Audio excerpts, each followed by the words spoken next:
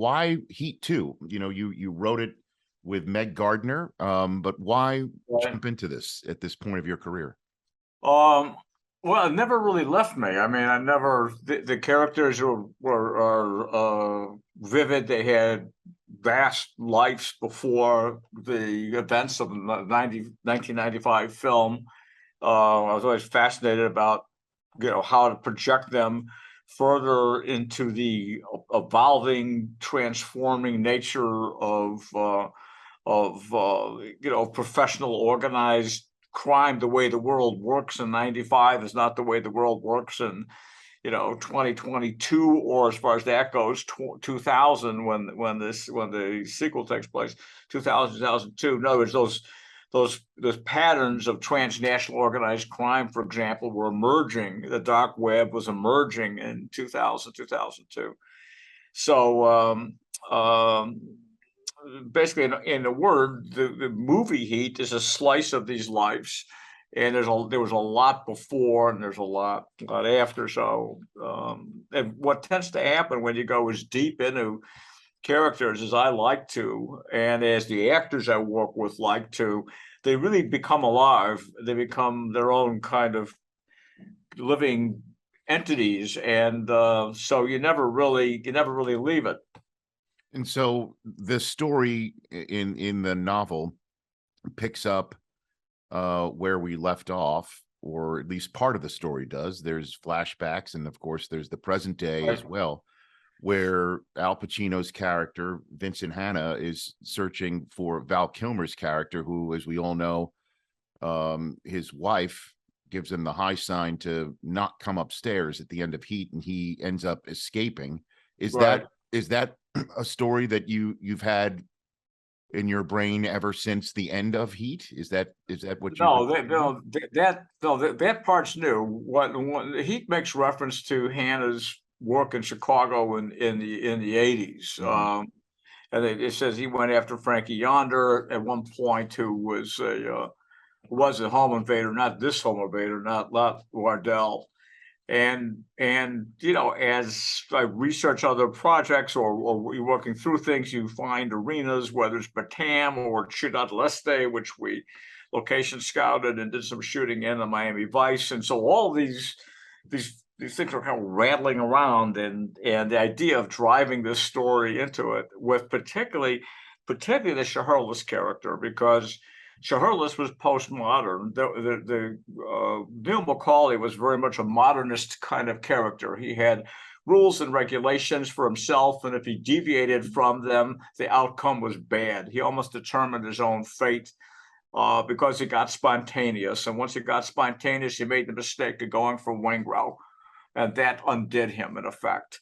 Shaharlis just seems to skate on by. And so in that sense, he always felt to me very much like a character for the new millennium.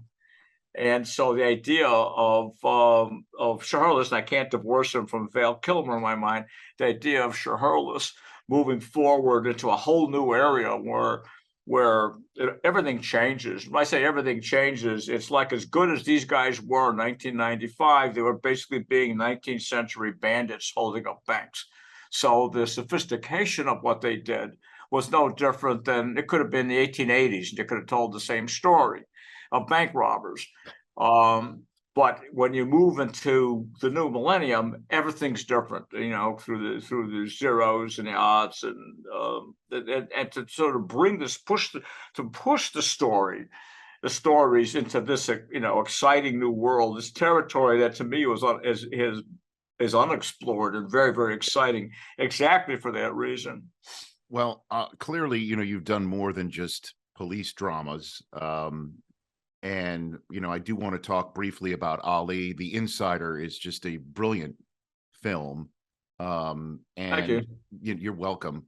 But, clearly, you wrote on Starsky and Hutch and Police Story. You created Vegas Crime Story and an EP on Miami Vice that you just referenced to, Heat, Tokyo Vice you're talking about right now. So what attracts you to the police world and has attracted you, Michael? Well, probably two things. One is unconscious, and that is I grew up inner city in Chicago.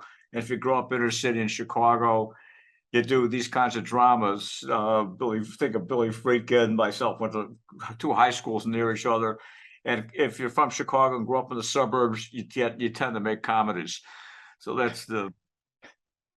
Are you yourself surprised by the success of Heat 2, Michael Mann? Really gratified. It was a real push to bring these stories into the worlds that it goes into, and everywhere from the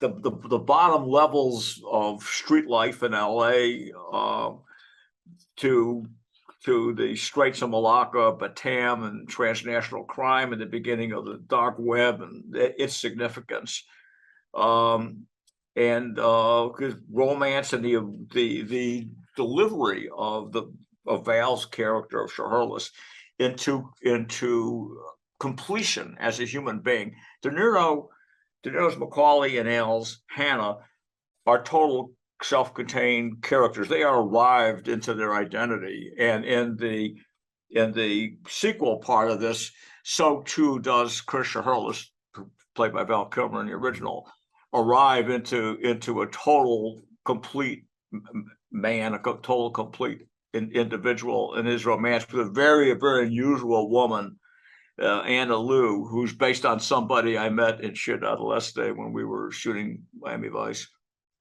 So is there, I guess I'm mandated to ask, I'm sure you get this question a lot. Is this, you're gonna make a movie out of this at some point? What do you think? I'd love to, yeah. Okay. Yes, yeah. I mean, that would be great. You talked to Pacino about it? Have you talked to Al about it already?